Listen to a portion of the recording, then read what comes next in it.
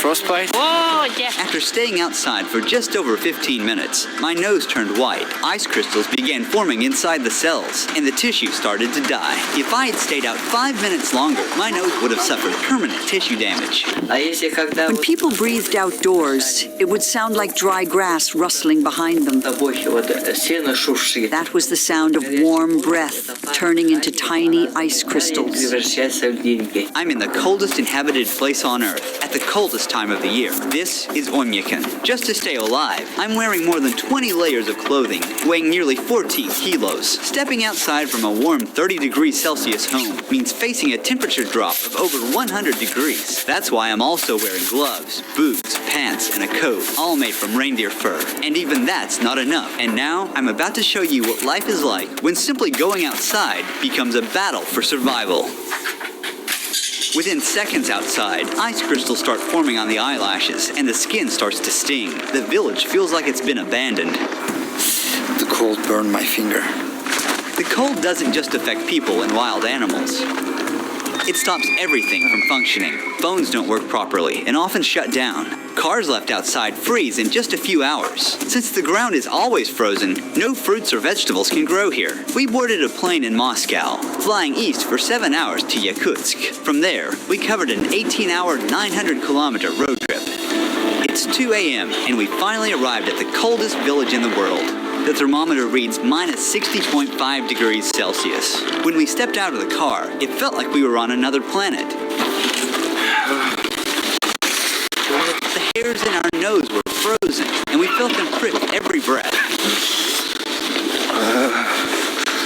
The dry air makes us cough uncontrollably. Oymyakon is home to around 800 people, spread across 1.5 square kilometers. Seeing anyone else outside is almost impossible, as if time itself has frozen in this place. It's really cold. We are walking for about 15 minutes. As you see, my friend's eyelashes are full of ice. You can see another ice droplet on his upper lip.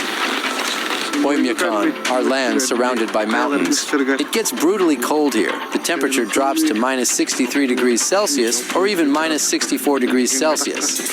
Because Oymyakon is located in a basin, there's hardly any wind. The cold just settles in and stays. In this region, the ground stays frozen all year round. This layer of frozen earth is called permafrost, and it can reach hundreds of meters deep. To survive the cold, the villagers built a central heating system. A single coal-powered boiler sends heat to most homes through pipes. The system must run non-stop. Even a short failure puts everyone at risk. The interiors of the houses differ from traditional village homes. Heating pipes connected to the central boiler run through the rooms to keep the houses warm. To build on the frozen ground, thick wooden beams are first laid down to create a flat base. Then, the main logs go on top. A 30-centimeter thick subfloor is added, followed by insulation, and finally, the finishing floor.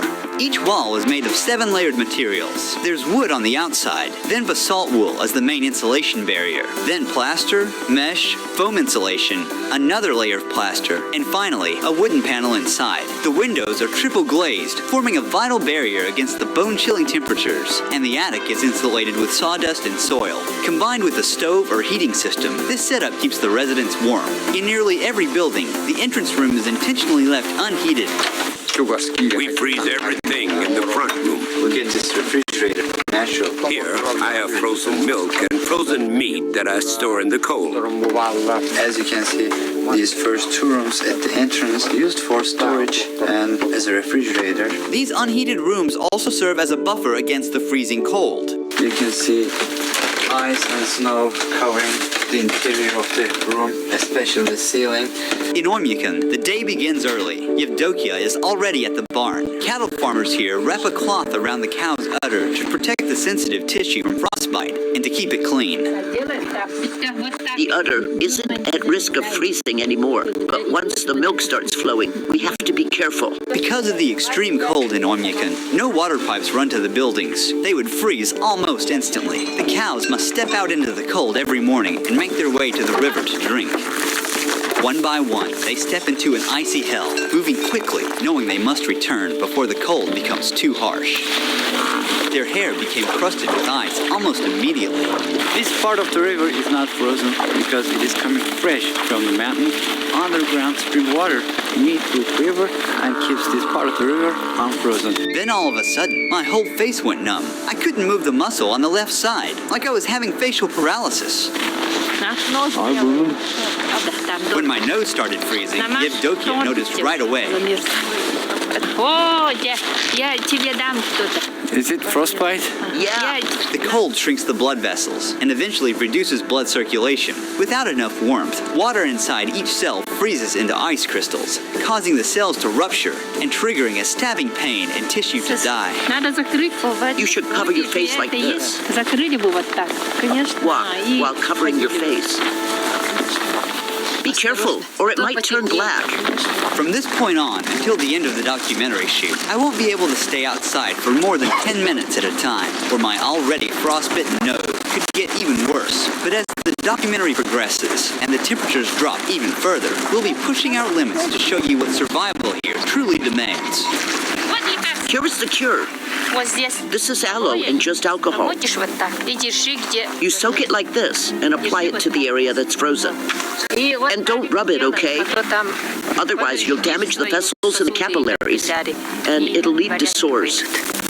Then Yevdokia began her daily chores by hanging freshly washed clothes in the yard. Within just minutes, they completely froze solid. Her clothes are completely frozen.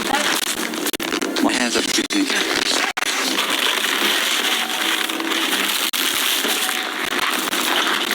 After that, she headed into the barn to milk the cows. I keep Yakut cows because they produce really high-quality milk. The fat content can reach 7 to 8%. As you can see, there are some ice and snow covering the ceiling, but here is warm. The sides are also covered in snow. You can see some droplets from the ceiling. It is because of the humidity. The air is thick with the smell of hay, warm milk, and livestock. Now we are going to meet a horse master. We're about to see the wild Yakutian horses in their natural habitat. Mikhail, Ruhi. here are the Yakut horses. The conditions here are so harsh that only they have been able to adapt. What is the temperature today? It's somewhere around minus 50 degrees Celsius here. It's also hard to be outside for a long time. We have a system of fences in the open area. They mostly graze freely. These Yakutian horses don't need heated shelters, as they can endure minus 70 degrees Celsius outdoors day and night.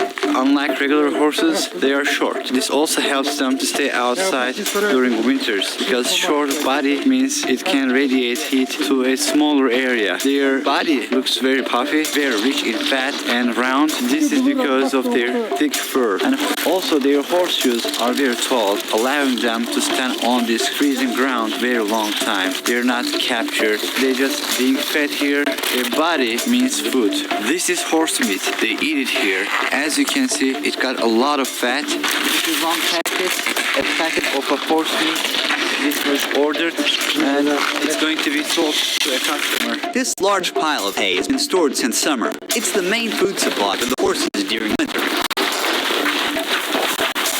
Mikhail offered us a taste of his horse's meat and liver, which is only eaten raw and frozen in this region. Raw horse meat. It's full of vitamins and good